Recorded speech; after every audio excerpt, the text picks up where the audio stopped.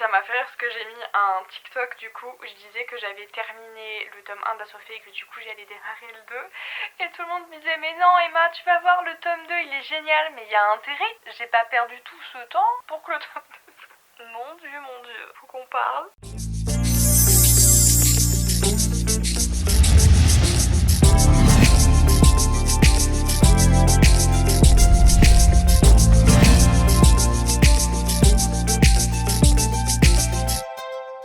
Bonjour à tous et bienvenue sur la chaîne La Bouquinade. Aujourd'hui je vous retrouve pour vous faire le fameux reading vlog sur Assoiffé de Tracy Wolff. Voici ce que je vais lire, le programme du jour. Donc oui, je vous en ai parlé sur l'un de mes derniers points lecture et je vous ai fait un post Instagram exprès pour savoir si il fallait que je retente le coup puisque j'avais lu le tome 1 et c'était pas une bonne expérience de lecture, vraiment. Mais j'avoue que j'ai un peu peur de passer à côté d'un truc qui pourrait me plaire et je me connais, je sais que quand je vois certains éléments je vais être rancunière au possible et je vais pas apprécier les choses qui vont arriver par la suite parce que je suis toujours en train de ruminer le truc qui m'a fait chier. Mais quand même très souvent ça peut être des petits détails. Le soleil vient de se pointer, je suis tel Edward dans Twilight, je suis en train d'illuminer.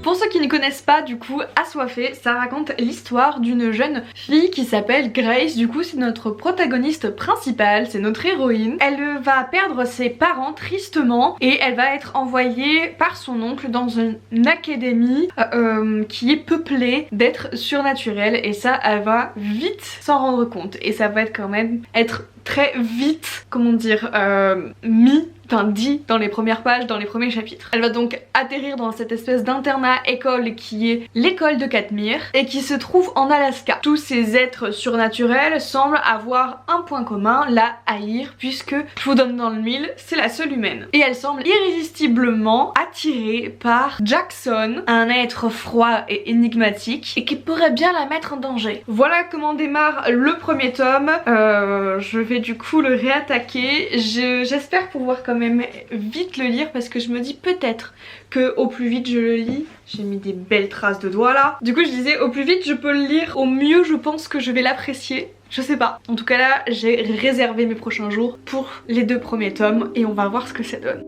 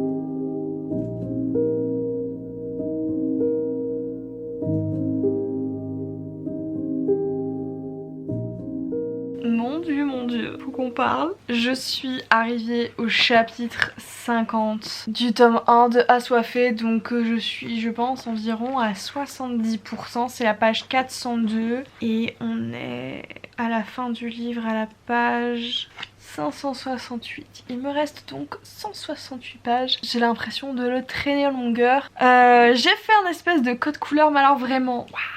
Si je fais donc ce reading vlog, c'est comme je l'avais expliqué, pour redonner une chance à cette saga, puisque je vois tellement d'avis passer où les gens vraiment sont fans, ou sont archi fans, et je pensais vraiment que ça allait me faire le même effet que quand j'avais lu Le Prince Cruel, que au début j'avais pas du tout aimé et qu'ensuite à la relecture j'avais adoré. Alors je ne sais pas si j'ai pas attendu assez de temps, mais mais c'est compliqué, vraiment. Alors j'ai essayé de faire un espèce de code couleur, j'ai pas encore sorti mon post-it transparent pour écrire de quoi il s'agit, mais j'ai tout dans ma tête. Donc j'ai sorti le post-it marron pour les moments où vraiment ça me faisait penser à Twilight. Et vraiment, là déjà on le voit qu'il y a quand même pas mal de post-it marron. J'ai pas encore fini de tout annoter aux couleurs. Je suis à la page 30 pour réannoter parce que j'avais pas mes post-it sous la main au bout d'un moment quand j'étais en train de lire, et faut que je réannote du coup jusqu'à encore 20 chapitres. Mais déjà regardez rien que les 30 premiers chapitres, comment j'ai mis tellement de post-it. Le orange clair, c'est pas là où on va se rendre le plus compte, mais c'est les moments où je suis un peu en contradiction avec le personnage. Les post-it gris, c'est vraiment des moments que j'aime bien, et il y a quand même pas mal d'en-tête, enfin de titres de chapitres. Vraiment les titres de chapitres c'est quelque chose hein. Chapitre 5, là on a ce que Harry Styles et la couleur rose ont en commun. Ah ça fallait trouver celui-là. Un autre que j'aime bien, je ne suis pas la reine des neiges, pourquoi pas. Après il y en a certains qui m'ont cringe hein. Ah oui celui-là aussi, même l'enfer a ses factions. Le diable s'habille en Gucci et non en Prada. Mais alors par contre il y en a certains vraiment qui m'ont vraiment dérangé. Ça c'est vraiment un truc que je commence... J'aime pas voir ça dans les livres. Combien de beaux gosses faut-il gagner une bataille de boules de neige? Donc ça c'est un titre de chapitre, mais c'est vraiment le terme beau gosse. Il me dérange, il m'énerve, il me gonfle. Chapitre 17, certaines aiment les diamants, moi je préfère la discrétion. Vraiment Bella dans Twilight. Est-ce que c'est le nouveau Twilight? Grande question, la question qu'on se pose tous et toutes. Donc on est sur une jeune fille qui débarque dans une école, déjà école qui habite donc plein de créatures différentes, des dragons, des sorcières, des vampires, et notre chère Grace, et je sais pas pourquoi à chaque fois je l'appelais Katmir, mais Katmir c'est le nom de l'école, ou des fois je l'appelle Alaska. Non, là c'est où se trouve l'école. Et on est vraiment sur une Grace comme Bella qui découvre cette école, qui tout de suite est tapée à des battements de corps bien singuliers quand il y a Jackson dans la pièce. Et alors Jackson, lui et moi, ah là là, encore Grace, c'est vraiment la protagoniste qui est vraiment c'est une Bella, tu vois, elle cligne plein de fois des yeux là, elle est toute fragile, elle a besoin qu'on s'occupe d'elle parce que par contre la pauvre, elle a perdu ses parents et tout. Comment elle est introduite dans l'histoire, c'est vraiment pusher quoi. Tout le monde essaye de la cajoler, ou c'est une proie facile et tout le monde essaye. Par contre, ah oui c'est vrai, en parlant de proie facile, il y a un chapitre que j'ai bien aimé où elle se fait attaquer par des élèves, et je trouvais que le chapitre était vraiment bien foutu, il était assez réaliste, et c'est l'un des seuls moments où j'étais en mode oh merde, je suis à fond. Mais c'est quand même la protagoniste qui est ultra fragile et que tout le monde essaye de sauver de loups. Il y a plein de loups qui essayent de la choper, qui essayent de la mordre. Ah, en parlant de morsure, oh les quenottes là, ça me bute. Cette attraction qu'il y a autour de ça, ça me fait vraiment bizarre. Je sais que j'ai pas énormément lu d'histoires avec des vampires. La dernière que j'ai en date et que j'avais bien aimée du coup, c'était La Cour des Ténèbres de Victor Dixon. Monsieur Dixon, il y a pas de trucs qui m'ont cringe, il y a pas de trucs qui m'ont dérangé. Après ce qui est bien dans ce livre, c'est que c'est aussi assumé le fait qu'il y ait des références à Twilight, puisque l'autrice elle-même cite Twilight. Alors attendez, c'était où c'est même le mec qui lui offre un livre de Twilight. J'étais en mode ah ouais, là on est vraiment sur quelque chose d'assumé. Ah voilà, aussitôt je me blottis dans le lit en serrant Twilight contre mon cœur. Jackson m'a envoyé une histoire d'amour avec un vampire, mais une histoire d'amour tout de même. Ça m'a à moitié cringe hein. Et les passages que je préfère en fait avec Jackson, c'est quand il échange par SMS. Très bizarre. Je n'aime pas quand je crois que Jackson rentre en action, quand il a vraiment des interactions avec notre chère Grace. J'ai l'impression vraiment qu'il a deux facettes, mais j'arrive pas à comprendre à quel moment il switch. On comprend que c'est un personnage qui a une certaine importance dans cette école, puisque tous les élèves l'écoutent vraiment. Il aboie, les gens s'inclinent. Ne vous inclinez pas, il est énervant. Ah oui, puis ça aussi. Donc il y a des vampires qui ont des millénaires, d'autres créatures également. Ils ont besoin d'aller à l'école. Donc certes, on est sur un roman avec du coup des codes de l'imaginaire, because on a quand même des vampires, donc biclit, mais introduits dans un monde moderne. Pourquoi ils ont besoin d'aller à l'école? Là c'est comme Edward dans Twilight. Qu'est-ce qu'il fout au lycée? Je vais encore essayer de lire ce soir, mais je pense que je reprendrai le vlog demain matin en le terminant. Et en espérant que ce tome 2 soit mieux, parce que dans la majorité des cas quand on me dit que Assoiffé c'est cool, c'est que c'est dans le tome 2 où vraiment ça change la donne. Alors j'espère, parce que vraiment le nombre de post-it que je mets quand ça me cringe ou quand ça fait des rêves avec Twilight qui me dérange, ou des moments où c'est pas réaliste, pour vous dire en gros on voit pas trop la diff entre le orange foncé et le orange clair, mais le orange foncé c'est quand il y a eu des moments qui m'ont plu. Il y en a 5 contre tous les autres post-it qui sont quand même pas très amélioratifs quoi pour l'histoire. Il n'y a pas vraiment de personnage pour l'instant que j'arrive à me raccrocher en mode c'est lui qui sauve la donne, etc. Parce que la cousine de Grace c'est un peu celle qui sauve les meubles, qui a un peu plus la tête sur les épaules, donc Macy. Mais quand même, si, il y a un autre mec là, c'est pas Steve, c'est... Oh crotte, mais tiens j'ai oublié son nom. En même temps ce Jackson il prend tellement de place là, il m'énerve. Je vous refais un update demain matin.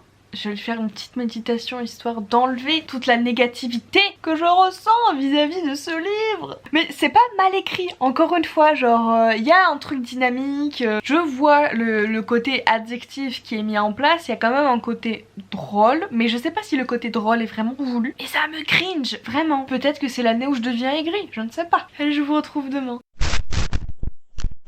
Nous sommes le lendemain matin, il est le chat. Je crois qu'il y en a une qui veut pas se réveiller. Il est 7h. J'ai un rendez-vous à 9h30, du coup je me suis réveillée un peu plus tôt. Et j'ai terminé en fait tard dans la nuit le tome 1 de Assoiffé. Il est vrai que la révélation de la fin est plutôt sympathique. L'une des révélations parce que du coup à la fin on a des chapitres du point de vue de...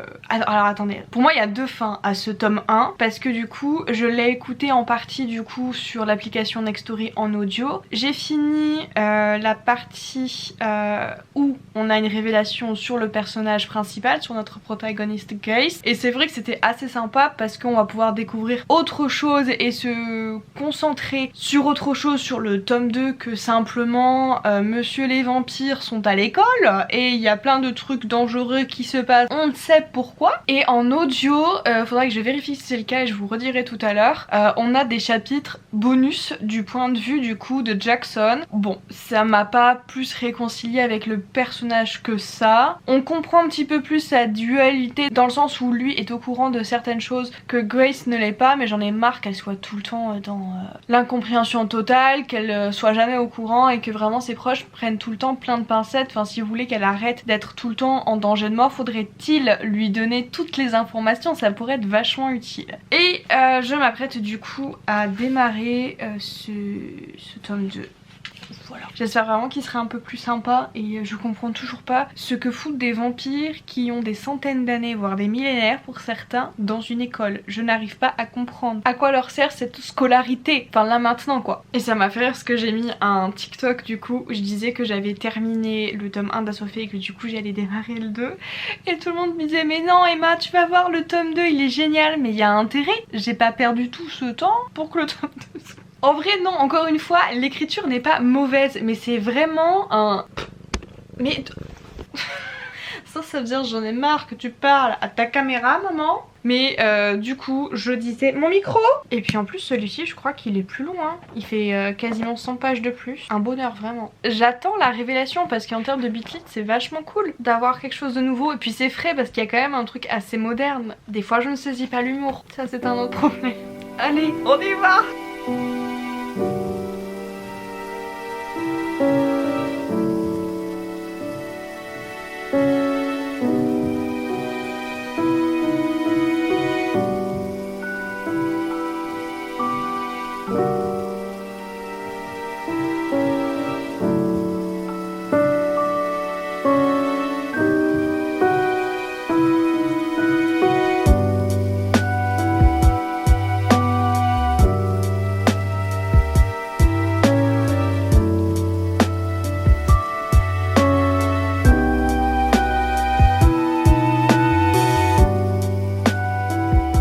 Nous sommes au chapitre 19. Alors, du coup comme je le disais, dans la fin du tome 1, ce qui était cool c'est qu'il y avait du coup 2 révélations, dont une qui était plutôt intéressante, certes qui m'a fait fortement rigoler à son annonce, mais qui est plutôt intéressante. Donc là j'entame le chapitre 19, ce qui fait que je suis à la page 85. Mais comment dire, par rapport à cette fameuse révélation, on a quelques éléments de ce truc qu'on connaît pas trop, je ne peux pas dire exactement, mais j'ai l'impression qu'on repasse à côté pour plus se concentrer sur les rumeurs de couloir, sur ce qui se passe dans cette école. Encore une fois, que foutent des vampires dans une école?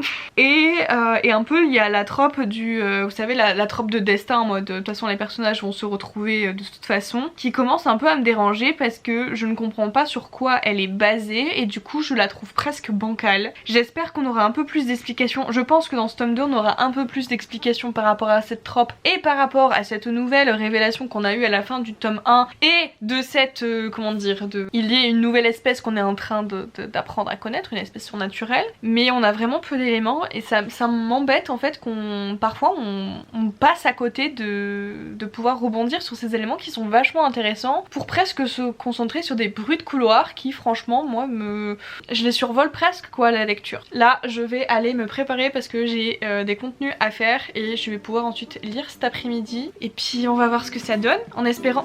Oh putain j'ai pas fait perdre ma page, chapitre 19, et en espérant que j'arrive quand même aux 3/4 du livre en fin de journée, mais j'ai bon espoir quand même.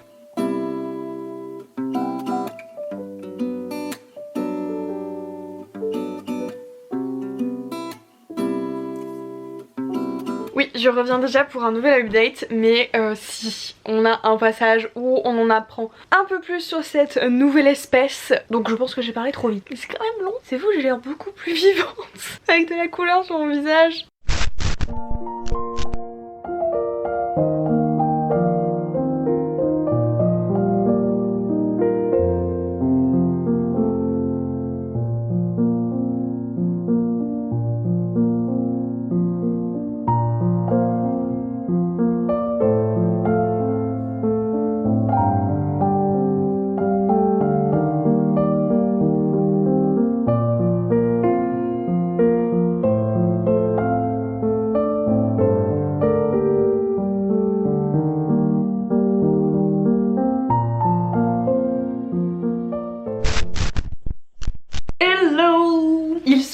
Que j'ai oublié de filmer hier soir et que j'ai terminé le tome 2 d'Assoiffé entre temps. Yes, j'ai toujours pas repris le pli des vlogs, mais pour me faire pardonner, qui c'est qui ouvre la porte comme ça fait super peur hein. Du coup pour me faire pardonner, petit unboxing des familles. Là c'est la maison d'édition Hugo et je sais qu'en fin d'année il y en avait la masse qui m'intéressait.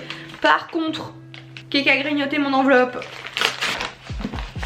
Oui, c'est le nouveau de Linda Dane, donc ils ont mis un petit carnet avec. Alors j'avoue que par contre ça me fait un peu bizarre d'avoir la couverture collée là. C'est un ligné, voilà, c'est tout ce qui m'intéresse. Et du coup le... Ah mais... Le nouveau roman de Linda Dane ressemble à celui-ci, il s'appelle Love Charlie. Toutes les histoires sont belles mais la nôtre est ma préférée. Je vais pas vous lire le résumé parce que je pense que je vais me le lire dans la foulée. J'aime beaucoup Linda Dane, je suis à mon deuxième livre. Oh il est dédicacé pour Emma, belle lecture avec Lex et Charlie, Love de Linda Dane. Oh je suis trop contente. Vraiment j'aime énormément les auteurs françaises de chez Hugo. Avec on avait une petite carte très sympa. Oui j'ai refait mes ongles de sorcière entre temps. J'aime la robe, je veux la même. Et le second colis, je pense que le prochain que j'attends c'est le tome 4 de la saga d'Oren. C'est peut-être ça hein. Je crois hein. Oui. Ah je suis grave contente. En plus l'autrice sera là au FNR. Là c'est sûr que je vais essayer d'aller avoir en dédicace. Trop bien. Il est énorme. Regardez-moi ça, il vomit de pages lui. C'est pour un public averti, hein. Un public averti bien comme il faut. Ah vraiment j'ai hâte de le démarrer. On va le lire en lecture commune sur le Discord parce qu'on fait toute la saga. J'ai hâte. Mais sinon de base on est là pour ça. J'ai fini de mettre mes post-it à la fin, clairement les post-it marron et rouge. C'est là où il y en a le plus. J'ai donc terminé Foudroyé, je pense qu'il m'a fallu comme 2 jours. Je crois pour le lire. La question que tout le monde se pose, est-ce que la légende est vraie? Est-ce que ce tome 2 arrive à te faire fondre ce cœur de glace qui devient de plus en plus de glace au fur et à mesure que tu rencontres Jackson? Oui, clairement, ça s'est passé un peu après le début du deuxième tome, ouais. On se rapprochait du milieu quand même. On a un autre personnage qui arrive et cet autre personnage prend énormément de place dans l'intrigue. Il vient presque détrôner notre Jackson et je trouvais que c'était un personnage ultra intéressant. Pour le coup, il était mature, il était réfléchi et je le trouve extrêmement bien construit et vraiment c'est, comment dire, vraiment pour moi un personnage hyper sensé. Là où parfois le personnage de Grace était un peu bancal quand même, bah lui venait complètement relever le niveau. Je dis pas son prénom parce que je pense que si certains n'ont pas lu le tome 1, ça peut vous spoiler si je dis son prénom. Par contre, on a une autre trope de qui arrive. Alors déjà, on avait forcément l'espèce d'alchimie qu'on a dans Edward et Bella de Twilight. Je suis désolée, je sais qu'il y en a qui en ont marre qu'on compare cette saga à Twilight, mais je trouve qu'il y a quand même beaucoup d'inspiration et en plus l'autrice le cale quand même dans le livre, c'est pour dire. Et mon focus il est fatigué, il est temps que je change de caméra. Et là on bifurque sur une autre œuvre cinématographique qui est la série The Vampire Diaries. Damon, hello brother. Qui du coup là est disponible sur Netflix, je vais pouvoir me la re-regarder. Mais vraiment on partait sur une inspiration de cette série, j'étais en mode mais bientôt c'est Chica Vampiro, l'inspiration c'est ça. Mais il est vrai que quand j'ai fini le livre, j'avais juste une seule envie, c'est de lire la suite. Je vais donc envoyer mon petit mail à Kaji pour savoir si je pouvais recevoir la suite. Et c'est pas en mode c'est mon book boyfriend, vraiment je suis archi fan de lui. Vraiment je le trouve ultra intéressant et il n'y a pas ce truc énigmatique, brun ténébreux ou... Il est intelligent, il est sensé. Dans toute cette histoire, je le rappelle encore une fois, on a des vampires qui continuent d'étudier. Les mecs ils sont là pour l'éternité. Ils sont dans un lycée, ils sont pas en fac de médecine où ils apprennent de nouvelles choses, tu vois. Ils font pas ensuite une année de com, ils font pas ensuite, je sais pas, une fac de lettres. Non, non, non. Ils apprennent pas non plus une nouvelle langue. Ils sont au lycée, un lycée. J'arrive toujours pas par contre à comprendre cette logique. Je pense que c'est un peu pour donner cette ambiance Dark Academia etc. Mais je suis en mode mais mettez-les-moi en fac peut-être. On en apprend davantage aussi sur d'autres espèces comme je vous le disais. Que ce soit les dragons, que ce soit les gargouilles, que ce soit les sorcières. Donc ça c'était vachement appréciable d'un petit peu diversifier et de sortir un petit peu du cliché du vampire qu'elle nous propose. Et je trouvais par contre que la force de l'autrice pour moi c'est dans les scènes un peu de combat, de bataille où là vraiment les grosses scènes de suspense, et je parle pas de suspense en mode est-ce que Jackson y m'aime hein, parce que là le suspense je m'en fous, mais vraiment plus dans vraiment les scènes de combat, les scènes d'action, je la trouvais hyper forte, c'était hyper captivant et vraiment elle a réussi à me prendre avec elle et à pas me faire lâcher le bouquin et du coup elle terminait jusqu'à pas d'heure hier soir, ceci explique mes cernes. Et donc la mauvaise foi que j'étais au début, effectivement le tome 1 le tome 2 est mieux, largement mieux grâce à ce personnage et j'ai hâte de voir si le tome 3 est encore mieux, surtout pour découvrir ce qui va se passer pour ce fameux personnage. J'ai pas trop envie qu'il parte en lambeaux celui-là, c'est le seul que j'aime bien. En tout cas voilà pour cette vidéo reading vlog sur le premier tome et le second tome d'Assoiffé. N'hésitez pas à me dire si vous avez aimé, si vous l'avez déjà lu, si vous êtes d'accord ou pas avec moi, avec ce que j'ai pu vous dire. N'hésitez pas aussi à me mettre en commentaire quel livre vous aimeriez que je fasse en vidéo reading vlog. Peut-être que je peux sortir cette vidéo. Sur ce, je vous remercie d'avoir regardé jusqu'au bout et nous on se retrouve samedi pour une prochaine vidéo. Bye!